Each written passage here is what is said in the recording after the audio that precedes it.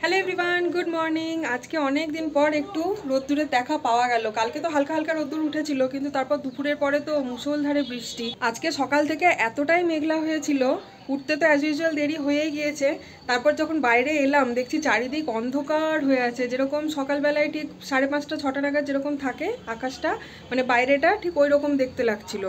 এক ফোঁটা রোদ্দুর তো মানে আলো তো ছিলই না, উপরন্তু পুরো ঘন হয়ে সাদা হয়ে না মেঘ বিছিয়েছিল। তো মনে তো হচ্ছিল না আজকে রোদ্দুর উঠবে। আমি তো ভেবেছিলাম আজকে একদম টোটাল রেনি ডেই হবে মনে হয়, কিন্তু দেখলাম যে না, যে বেলাটা একটু বাড়লো না তখন রোদ্দুরটাও ধীরে ধীরে এলো। তো আমি ভেবেছিলাম রোদ্দুর হবে না সকাল থেকে ওয়েদার দেখে। তো অনেক জামা কাপড় কাচার ছিল, বেড কাভারও পাল্টেছি, ওগুলো সব কিছু কাচাকুচির ছিল, কিন্তু আমি আর সাহস করে কিছু কাচিনি। শুধু যে কটা মামামের রেগুলার বেসিসের জিনিস না কাচলেই নয়, শুধু সেইটুকুই আজকে কেচে বাইরেটাতে মেললাম। কিন্তু এখন দেখলাম খুব ভালো রোদ্দুর চলে এলো। তো আমি ভাবছি যে বাকিগুলো তাহলে এখন ওয়াশিং মেশিনে দিয়ে দিই, আধা ঘন্টা 45 মিনিটসই লাগবে কাচতে। ওগুলো কাঁচা হয়ে গেলে ভাবছি যদি বৃষ্টি ইনকেস চলেও আসে তাও ভেতরে স্ট্যান্ডে ওগুলো দিয়ে দেবো, শুকিয়ে যাবে। কিন্তু মামামের এগুলো না নেসেসিটি, এই যে ক্যাথা আছে ওর অয়েল ক্লথ, এগুলো না আমি ডেলি বেসিসে ধুয়ে দিই। কেন কি কখনো কখনো ডাইপার ফ্রি টাইম থাকলেও একটু হিসু টিসু করে দেয়, বুঝতেই পারছেন বাচ্চা মানুষ। তো যাই হোক, আমার স্নান টান সারা হয়ে গেল। সৌরভ আমার আগেই স্নান টান সেরে ঘরের পুজো করে নিয়েছিল। তো এবার আমি একটু স্কিন কেয়ারটা করে নেবো, একটু চুল টুলগুলো আঁচড়ে নিয়ে তারপরে খেতে বসবো। দিদি আজকে একটু লেটেই এসেছিলো কাজ করতে, তো তারপরে ঘরের কাজকর্ম সেরে রান্না করে অ্যাজ ইউজুয়াল কিচেনটা একদম ক্লিন করে দিয়ে চলে গিয়েছে।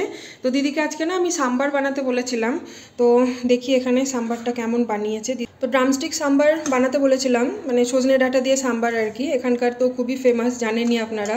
তো সাম্বার টাম্বারগুলো তো দিদি খুব ভালোই বানায়। তার সাথে এখানে একটু কাল রাত্রের কোকোনাট চাটনিও আছে, এটাও নাকি সাউথ ইন্ডিয়ানরা ভাতের সাথে খায়, তো আমি ভাবলাম ঠিক আছে ট্রাই করেই দেখবো। আর এই হচ্ছে ভাত। হ্যাঁ, এটা কি? ও মাই গড, এটা ভাত বানিয়েছে না, এটা কি করেছে? মাথাটা না জাস্ট গরম হয়ে গেল আমার ভাতের কন্ডিশনটা দেখে। কিভাবে জ্বলে গিয়েছে ভাতটা, কি করে এরকম হতে পারে?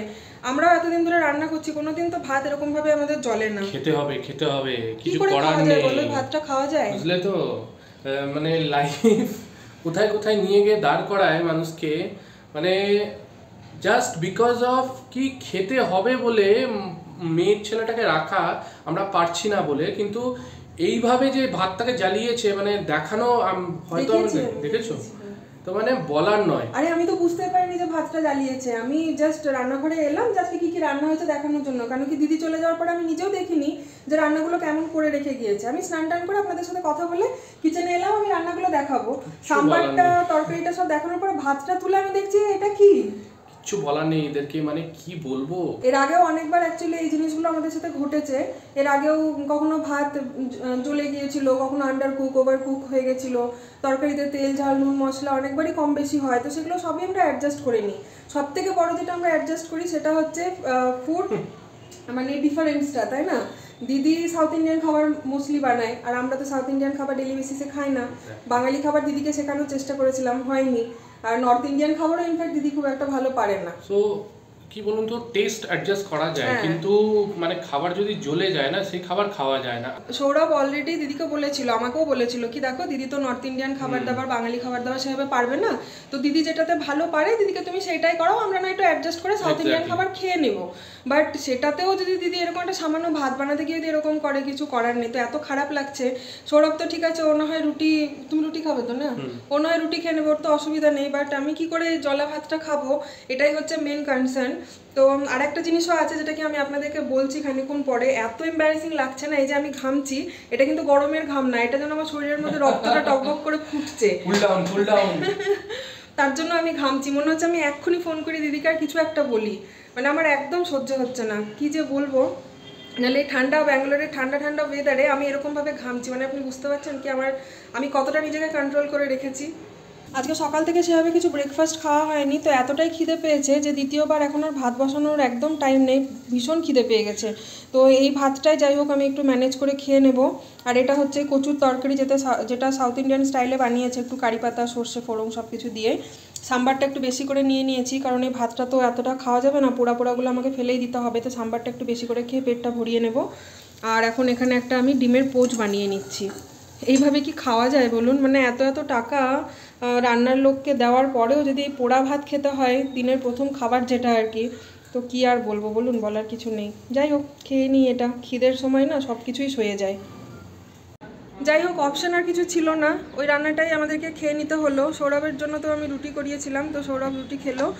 আর বাকি দেখলাম যে কচুর তরকারি করেছে। তো কচুটা অ্যাকচুয়ালি অনেকদিন ধরে ফ্রিজে ছিল, তো আমি দিদিকে বলেছিলাম, দিদি তুমি যেভাবে বানাও সাউথ ইন্ডিয়ান স্টাইলে ওইভাবেই তরকারিটা বানিয়ে দিও, আমরা ওইভাবেই খেয়ে নেবো।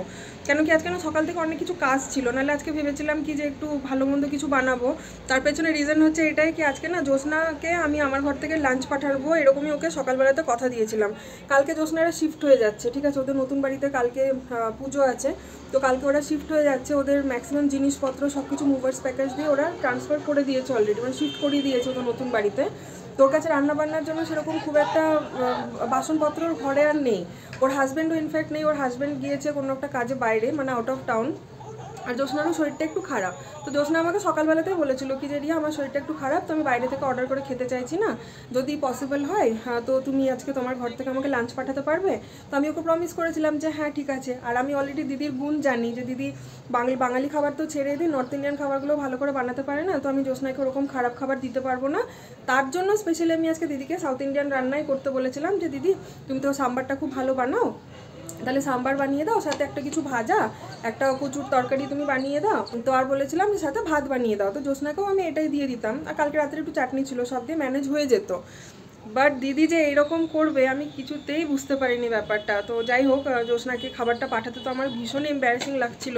আমি জ্যোৎস্নাকে ফোন করলাম, ইমিডিয়েটলি ফোন করে আমি ওকে বললাম যে এরকম হয়েছে, তো তুমি একটু ওয়েট করো, আমি আরেকবার ভাতটা বসিয়ে দিচ্ছি, তারপরে ফ্রেশ ভাতটা আমি তোমাকে দেবো। তো বললো যে না না তোমাকে আর অত মানে কষ্ট করতে হবে না, ছোটো বাচ্চা নিয়ে আমি জানি কতটা কি ধকল যাচ্ছে তোমার উপর দিয়ে, তো তোমাকে আর দ্বিতীয়বার ভাত বসাতে হবে না, যেরকম আছে তুমি আমাকে ওরকমই দিয়ে দাও, আমি খেয়ে নেবো। কিন্তু ওরকম কি আর মানুষকে দেওয়া যায় বলুন? কিন্তু ওর কাছে একদম টাইম ছিল না, ওকে বাজার বেরোতে হতো, কালকে ওদের বাড়িতে পুজো না, তো সমস্ত কিছু জিনিসপত্র কিনতে। ও বললো যে আমার কাছে হার্ডলি 10 মিনিটস আছে, তার মধ্যে আমাকে বেরিয়ে যেতে হবে, তো তোমার কাছে যা আছে তুমি আমাকে দিয়ে দাও, আমি খেয়ে নেবো, কোনো অসুবিধা নেই। আর না হলে ওর কাছে আর কোনো অপশান নেই বাইরে খাওয়া ছাড়া। তো আমি কি করলাম, ওই পোড়া ভাতগুলোকে একটু সাইড করে জাস্ট এতটুকুই ভাত পাওয়া গেল, সেটাই আমি জ্যোৎস্নাকে দিয়ে পাঠালাম। জানি না ওইটুকু তোর পেট ভরবে কি না, এত এম্বারেসিং লাগছে যে কিছু বলার নেই। এখনও অবধিও যেন আমার শরীরের মধ্যে না রাগটা টকবক করে ফুটছে, যেন আমি নিজেকে কন্ট্রোলই করতে পারছি না। কিন্তু কি করব, কিছু করার নেই না, মানুষকে এরকম হুটহাট করে ফোন করে না আমি কিছু বলতেও পারি না। সৌরভ বললো যে ওয়েট করো, রাত্রিবেলাতে ও যখন আসবে রাত্রে রান্নাটা করতে, তখন ওকে তুমি বললো ব্যাপারটা কি, এটা তো তুমি উচিত করনি। তো সেটাই এখন ও রাত্রে আসার জন্য আমি ওয়েট করে আছি। এই তুই কখন উঠে গেলি রে? তোকে তো আমি ঘুম পাড়িয়ে দিয়ে গেলাম, তুই কি করে উঠে গেলি? হ্যাঁ দুষ্টু বাচ্চা। আমার পঙ্কু, এটা আমার পঙ্কু। বাবা ঘুম থেকে উঠে পাপার কাছে আদর খাচ্ছে। মাম্মাকে ভুলে গিয়েছো? মাম্মাকে চায় না? আরে অত চুমু খেও না, তোমার দাড়িগুলোতে না গাল লাল হয়ে যায়। সৌরভের দাড়িগুলো এত খোঁচা খোঁচা হয়ে থাকে না, শেভিং করার 2-3 দিন পরে অ্যাজ ইউজুয়াল দাড়িগুলো আবার রিগ্রোথ হয়ে যায়।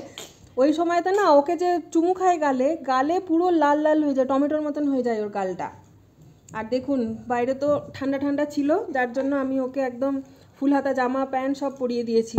এই জামাগুলো আমার এত ভালো লাগে না, দেখুন প্যান্ট আর ফুল হাতা জামার এটা সেট।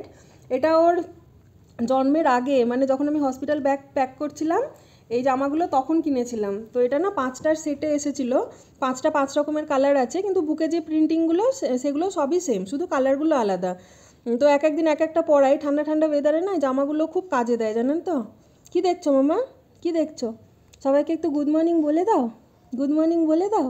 হ্যাঁ তোমার জন্য মর্নিং, এখন তো মর্নিং নেই অবভিয়াসলি দুপুরবেলা, ওর জন্য মর্নিং, কেন কি ও এখন ঘুম থেকে উঠলো। বলো hello guys, good morning guys. একদম শ্যাম্পু করে ফ্রেশ লাগছে আজকে। কি যে মিত্তি লাগছে আমার ছনুকে, কি যে মিত্তি লাগছে। হ্যাঁ চলো একটু খাইয়ে দিই, চলো অনেকক্ষণ খাওনি তুমি, চলো একটুখানি তোমাকে খাইয়ে দিই। লাকিলি মাম্মাম কাল রাতে অনেকক্ষণ টানা ঘুমিয়েছিল, প্রায় 5 ঘন্টা মনে হয়। এই গত 5-5.5 মাসে প্রথমবার ও রাত্রে এতক্ষণ টানা ঘুমালো, যার জন্য কি কালকে রাতে না আমারও ঘুমটা খুব ভালো হয়েছে। সকালবেলাতে ইনফ্যাক্ট আমি তাড়াতাড়ি উঠে যাবো ভেবেছিলাম, কিন্তু ওই যে বললাম ওয়েদারটা একটু খারাপ হওয়ার কারণে ম্যাচ করছিল শরীরটা, উঠতে আর ইচ্ছা করছিল না। তো একটু লেট করেই উঠেছি, কিন্তু সব কিছু টাইমের মধ্যেই আজকে আছে। তো মাম্মামকে যখন দুপুরবেলাতে আজকে ভালো করে স্নান টান করিয়ে ঘুম পাড়ালাম, তারপরে আমি নিজেও ভালো করে আজকে স্নান করে নিয়েছি। তেল দিয়ে রেখেছিলাম কালকে মাথায়, তো আজকে খুব ভালো করে শ্যাম্পু করে নিয়েছি। মাম্মামকেও আজকে শ্যাম্পু করিয়েছি, shampoo, body wash, face wash সব কিছু ওকে করিয়ে ওকেও একদম আজকে ক্লিন করে দিয়েছি। আমিও একদম মানে খুব ফ্রেশ লাগছে আজকে নিজেকে। 3 দিন পরে আজকে শ্যাম্পু করলাম, তেল দেওয়া ছিল মাথায় তো যার জন্য করিনি। আর বেড কাভারগুলো সব কিছু আজকে চেঞ্জ করেছি, ঘরটাও যেন একটু ফ্রেশ লাগছে। কিন্তু ওই ঘর ফ্রেশ থাকলে কি হবে, মানুষের যদি মুডটাই ঠিক না থাকে তাহলে কোনো কিছুই ভালো লাগে না। আমি না সত্যি কথা বলতে মানে আর নিজের রাগটাকে আমি কন্ট্রোল করতে পারলাম না। আমি তখন থেকে যেন আমার শরীরের মধ্যে না একটা গজগজ করছিল, মানে রাগের থেকেও মেনলি না আমার খুব এম্বারাসিং লাগছিল কি আমার ফ্রেন্ডকে আমি ওরকম ধরনের খাবারটা পাঠালাম। ও বেচারা কাল চলে যাবে, আজকে হয়তো লাস্ট আমার ঘর থেকে ওর খাবার যাওয়ার ছিল। কিন্তু বলে না যে যার শেষ ভালো তার সব ভালো, শেষটাই যেন ভালো হলো না, আমার ঠিক এরকম একটা ফিল হচ্ছে।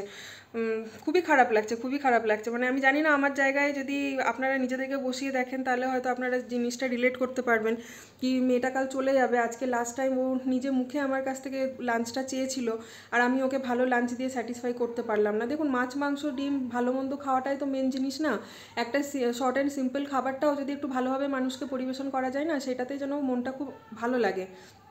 কিন্তু সেটা আর হলো না। তো আমি কিছুতেই নিজের রাগকে আর কন্ট্রোল করতে পারলাম না। ফাইনালি আমি দিদিকে ফোন করলাম, সৌরভ আমাকে মানা করছিল ছেড়ে তো এখন করতে হবে না, দিদি যখন রাত্রে রান্না করতে আসবে তখন দিদিকে যা বলার বললো। আমি বললাম যে না আমি তো আর সহ্য করতে পারবো না, রাত্রির অবধি তো আমি কন্ট্রোল করতেই পারছি না নিজেকে, আর দিদিকে ইনফ্যাক্ট আমি কাজেও রাখবো না, আমি দিদিকে মানা করে দিচ্ছি। তো সৌরভ আমাকে মানা করছিল বলতে না, বাট আমি পারলাম না। আমি দিদিকে কল করলাম, দিদিকে কল করে আমি জিজ্ঞেস করলাম দিদি এরকম এরকম হলো কী করে। তো দিদি আমাকে বলছে ম্যাডাম পানি কম হয়ে গেছে, তার মানে ভাতে জল কম হয়ে গেছিলো যার জন্য ভাতটা নিচে জ্বলে গিয়েছে। আমি বললাম তুমি যখন জানো ভাতটা জ্বলে গিয়েছে তুমি কি বাড়ি যাওয়ার আগে আমাকে একবারও বলেছো যে ম্যাডাম ভাতটা জ্বলে গিয়েছে? হয়তো আমি তোমাকে দ্বিতীয়বার আর একবার ভাতটা করিয়ে নিতাম, বা হয়তো তোমাকে আমি বলতাম তাহলে আর 4টে এক্সট্রা রুটি করে দাও। তুমি জানো যে আজকে আমি আমার ফ্রেন্ডকে খাবার পাঠাবো, তা সত্ত্বেও তুমি এই জিনিসটা কী করে করতে পারলে? তোমার কি একটু বিবেকে বাঁধলো না? মানে একটু হার্শলি আমি বলেছি, হয়তো আমার এতটা রুডভাবে বলাটা উচিত ছিল না, বাট বলেছি। কেন কি আমি পারছিলাম না জিনিসটাকে মেনে নিতে। তো তারপর ও তো কী বলবে, ও তো সরি সরি বললো, নিজের দিক থেকে ও নিজে জাস্টিফিকেশান দিচ্ছে। কিন্তু আমার কোনোটাই আমি নিতে না পেরে ফাইনালি আমি ওকে রাগের মাথাতে এটাই বলে দিলাম যে দিদি তোমাকে রাত্রিবেলায় রান্না করতে আসতে হবে না, ইনফ্যাক্ট কাল থেকেও তোমাকে রান্না করতে হবে না। তুমি অ্যাজ ইউজুয়াল এতদিন ধরে যেরকম আমাদের বাড়িতে শুধু ঝাড়ু পোছা বার্তান আর উইকেন্ডে ওয়াশরুম ক্লিনিংয়ের কাজ করছিলে তুমি সেটাই করো, রান্নাবান্না আমি আর সৌরভ অ্যাজ ইউজুয়াল আমরা করে নেবো যেরকম আমরা এতদিন করে আসছিলাম। তো তোমাকে রান্নাটা করতে হবে না। দিদি 2 সেকেন্ড সাইলেন্ট থেকে তারপরে বললো ঠিক আছে ম্যাডাম, রাতে তাহলে আসবো না? বললাম না রাতে আসতে হবে না, ইনফ্যাক্ট কাল থেকেও তোমাকে রান্না করতে হবে না, তুমি নিজের টাইমে এসে ঘরের কাজটা করে দিয়ে চলে যাবে, রান্নাবান্না আমরা করে নেবো। তো তারপরে ফোনটা রেখে দিলাম। সৌরভ আমাকে বলছে কুল ডাউন কুল ডাউন। আমি বললাম দেখো চেঁচামেচি করে তো আমি কিছু বলিনি, হ্যাঁ একটু হয়তো আমি রুটভাবে বলেছি, কিন্তু কি করব, আমার জায়গা থেকে কেউ ভাবলে কাউরিরই এটা খারাপ লাগবে যে এই জিনিসটা মেনে নেওয়া যায় না। একবার হয়, দুবার হয়, 4বার হয়, প্রত্যেক দিন মেনে নেওয়া যায় না, না প্রত্যেক দিন কিছু না কিছু খাবারে গন্ডগোল হচ্ছিলই। তো বারবার ওয়ার্নিং দেওয়া সত্ত্বেও যখন হলো না, তো আমার কাছে আর কোনো উপায় ছিল না। আজকে ফাইনালি দিদিকে আমি মানা করে দিলাম। এখন জানি না কাল থেকে কি করে ম্যানেজ করবো, বাট হ্যাঁ ম্যানেজ করতে হবে। যতদিন অবধি আবার কাউকে না পাচ্ছি ততদিন অবধি আমাদেরকে ম্যানেজ করতে হবে। ট্যান্ডানা, এই দেখুন সারপ্রাইজ। মাম্মাম আর আমি একটু দুপুরবেলাতে শুয়ে রেস্ট নিচ্ছিলাম, হঠাৎ করে ডোরবেল বাজলো। আমি ভেবেছি কিছু কুরিয়ার আসার কথা ছিল, হয়তো সেটাই এসছে। সৌরভ তাড়াতাড়ি করে গেল দরজাটা খুলতে, আমি ওকে বললাম যে ওটিপিটা দিয়ে দাও বলে চিৎকার করেছি। দেখছি বোন হঠাৎ করে ঘরে ঢুকে আমাকে সারপ্রাইজ করে দিল, বলছে এই যে পার্সেল নিজে হেঁটে তোর বেডরুমে ঢুকে গেল। আর মাম্মাম তো জেগেছিল ওই টাইমটাতে, মাম্মাম দেখে যে কী চিৎকার করেছে, ও যে এত আনন্দ পেয়েছে বোনকে দেখে। মাম্মা আনন্দ পেয়েছো? আনন্দ পেয়েছ? আনন্দ পেয়েছো? হ্যাঁ। দেখো কি আনন্দ পেয়েছে ও, বাপরে বাপ। যেন মনে হচ্ছে কতদিন পরে যেন মিমকে দেখলো, উফ দেখে যেন ওর প্রাণটা জুড়ালো, ঠিক ওরকম একটা রিয়াকশন দিল। কাল থেকে যখন বললাম বুনু আয় আয় আয়, তখন বলি না পারবো না। আমি তো মিমিমের জন্য এলাম। ও আচ্ছা, আমাদের জন্য আসিসনি বুঝি? না না না, আমি শুধু মিমিমের জন্য এসেছি। ওরে বাবা রে, মিমিমের আদরের মিমিম। আমার বোনও মামামকে মিমিম বলে ডাকে, আর মিমিমও নাকি বড় হয়ে আমার বোনকে মানে শ্রেয়াকে মিমিম বলে ডাকবে, ওর জন্য মিমিম কলিং মিমিম হয়ে গেছে ওরা দুজন। ও বাবা, হ্যাঁ রেসপন্স করলো। ও ডাকবে। আমরা এখন একটু রেডি হয়ে বেরোলাম, আমরা মানে আমি আর সৌরভ দুজনে, ইয়েস, অনেকদিন পর না? অনেক দিন পর স্কুটি নিয়ে বেরোচ্ছি। অ্যাকচুয়ালি আমার চশমাটা না একটু প্রবলেম হচ্ছে, তো একটু লেন্স কাটে যাবো, হ্যাঁ। আমাদের বাড়ির কাছেই আছে, যাদের নাকি স্কুটি নিয়ে যাব। আসলে অনেকদিন ধরে সৌরভ বলছিল যে যাবে যাবে, আর সঙ্গে আমাকে নিয়ে যাওয়ার জন্য বলছিল, কেন কি আমি চুজ করে দেবো তাই। Yes. কিন্তু মাম্মামকে নিয়ে না এখানটাতে স্কুটি নিয়ে আমরা যাব না, কেন কি গাড়ি নিয়ে তো সম্ভব নয়। হ্যাঁ, ওখানে পার্কিং এর একটু প্রবলেম আছে, রোড সাইডে পার্কিং করতে হয়, খুব সরু রাস্তা, ওখানে পার্কিং সম্ভব না, স্কুটিতেই যেতে হবে। আর স্কুটিতে করে তো যেরকম মাম্মামকে নিয়ে যেতে পারবো না। তো ভালোই হলো, বোন যখন চলে এলো, আমি বোনকে বললাম তাহলে তুই ওকে একটুখানি সামলে নে, আমি আর সৌরভ তাহলে চট করে কাজটা সেরে আসি।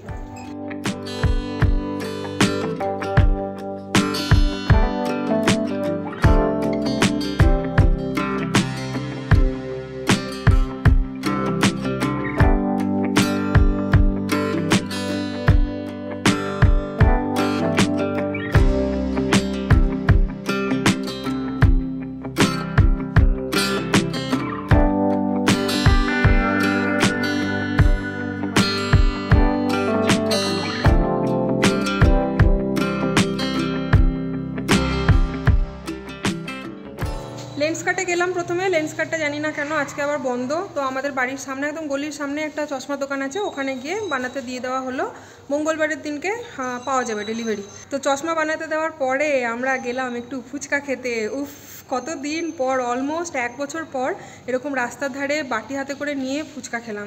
কী যে ভালো লাগলো, ঝাল ঝাল টক টক, আহা হা, এখনও যেন মুখে লেগে আছে আমার ফুচকাটা। আর ফেরার সময় একটু বোনের জন্য ফুচকা নিয়ে নিয়েছি, বেচারা বাড়িতে একা আছে, ওর জন্য কিছু আনবো না তা তো হয় না, ওর জন্য ওখানে ফুচকা পার্সেল করিয়ে নিয়েছি। আর কান্তি সুইটসেও গিয়েছিলাম, একটু মিষ্টি নিয়ে নিয়েছি এই রাত্রিবেলায় আর কি, আমাদের রুটি দিয়ে একটু খাওয়ার জন্য। Thank you sir. Mention not. তুমি তো যাও, তুমি তো গিয়ে গিয়ে ফুচকা টুচকা খেয়ে আসো, আমি কতদিন পরে খেলাম বলো। সেই আর বাইরে এত ঠান্ডা ঠান্ডা ওয়েদার না, আমি ভালো করেছি এই 3/4 স্লিভ টপটা পরে গিয়েছি, নাহলে ভীষণ ঠান্ডা ছিল আমার না। একটা টাইমে গিয়ে মনে হলো যদি একটা জ্যাকেট নিয়ে আসতাম তো বেশি ভালো হ্যাঁ, হতো। এখানে জ্যাকেট কেন, তোমাকে কম্বল দেবে, বাইরে এত ঠান্ডা পড়েনি। হ্যাঁ ঠান্ডা, সিরিয়াসলি আমার তো না। লাগছে ঠান্ডা। তুমি হট মানুষ, তোমার লাগে না। হট তো আমি হচ্ছি। চলো বাবা, লিফটটা তাড়াতাড়ি আয়, আর যেন ভালো লাগছে না। অলরেডি 3বার আমি বাজার থেকে বোনকে ফোন করেছি যে মাম্মাম কাঁদছে না তো, বোন বললো না না ও একদম বিন্দাস আছে। তো যাই, এবার বাড়িতে গিয়ে অনেকক্ষণ হয়ে গেল, মানে ভাবিনি এতক্ষণ লেট হয়ে যাবে, বাট অনেক কিছু জিনিস নিয়ে ফিরলাম। এই যে স্যারের হাতে আছে চিকেনও নিয়ে নেওয়া হলো, তো সব কিছু করে বাড়ি যেতে একটু লেটই হয়ে গেল। গিয়ে একটু মাম্মামকে ফিডও করাতে হবে। করিয়ে নেবে আবার কি। তঙ্ক, এই তুমি কাদু কাদু করনি? ওরে বাবা, ওরে বাবা রে। বলে আমি ভাতু খাবো, মাছু খাবো, আমি সেই গল্প করছি। ও আচ্ছা, আর ফুচকা কে খাবে? এটা খাবি? ফুচকা কে খাবে? দেখছো, দেখুন ফুচকাটা। আমি মনে করলাম হয়তো এসে ক্র্যাঙ্কি দেখবো বা কিছু, ও বাবা এতে দেখছি দিব্যি সুন্দর করলে করলে ঘুরু ঘুরু হচ্ছে। হ্যাঁ, পাকা বুড়ি। বোনকে পেলে ওর আর কিচ্ছু চায় না, বোনের কাছে সারাদিন এভাবে থেকে যায় ও। চলো তোমাকে এবার একটু খাইয়ে দিই, চলো এসো মাম্মা কাছে এসো। তো এই দেখুন বাড়ি এসে আমি ফ্রেশ হয়ে ডিনারটা বানিয়ে নিয়েছি। এখানে চিকেনটা একটু লাল লাল ঝোল টাইপের বানিয়েছি, বেসিক্যালি একটু কষা কষা বানাবো ভাবছিলাম, কিন্তু তারপর আবার একটু ঝোলই বানিয়ে নিলাম। আর সাথে হচ্ছে পরোটা, এই যে পরোটা আর চিকেন, এই হচ্ছে আজকে আমাদের ডিনার।